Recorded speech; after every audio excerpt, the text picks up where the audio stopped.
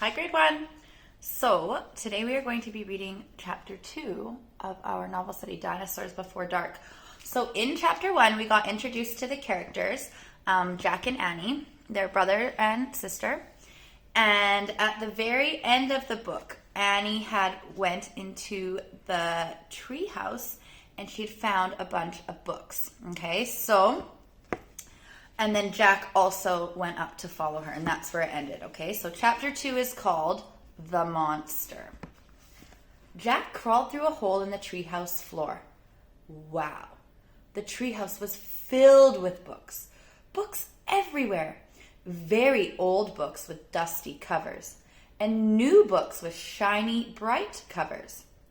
Look, you can see far, far away, said Annie. She was peering out the treehouse window. Jack looked out the window with her. Down below were the tops of the other trees. In the distance, he saw the Frog Creek Library, and the elementary school, and the park. Annie pointed in the other direction. There's our house, she said. Sure enough, there was their white wooden house with the green porch. Next door was their neighbor's black dog, Henry. He looked very tiny. Hi, Henry, shouted Annie. Shh, said Jack. We're not supposed to be up here. He glanced around the treehouse again. I wonder who owns all these books, he said. He noticed that bookmarks were sticking out of many of them. I like this one, said Annie, and she held up a book with a castle on the cover.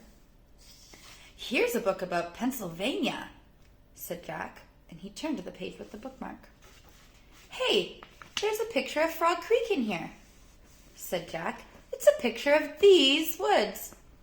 Oh, here's a book for you, said Annie, and she held up a book about dinosaurs. A blue silk bookmark was sticking out of it. Let me see it. Jack set down his backpack and he grabbed the book from her. You look at that one, and I'll look at the one about castles, said Annie. No, we better not, said Jack. We don't know who these books belong to.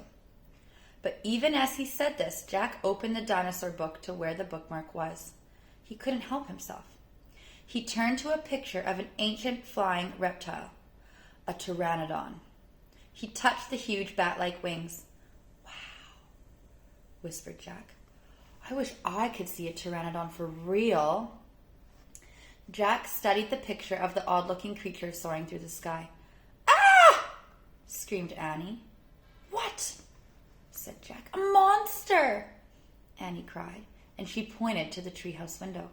Oh, stop pretending, Annie, said Jack. No, really, said Annie. Jack looked out the window.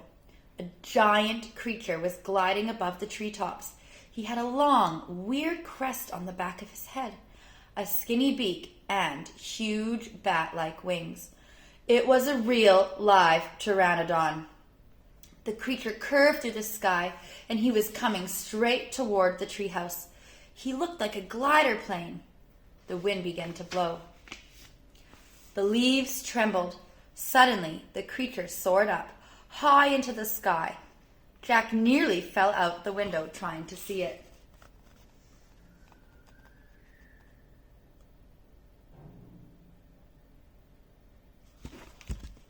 The wind picked up. It was whistling now. The treehouse started to spin. What's happening? Cried Jack. Get down! Shouted Annie. She pulled him back from the window. The treehouse was spinning faster and faster. Jack squeezed his eyes shut and he held on to Annie. Then, everything was still. Absolutely still. Jack opened his eyes. Sunlight slanted through the window. And there was Annie, the books, and his backpack. The treehouse was still high up in an oak tree. But it wasn't the same oak tree.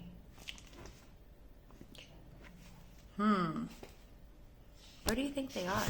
It's the end of chapter 2. So answer the questions on the next page. I wonder what's going to happen.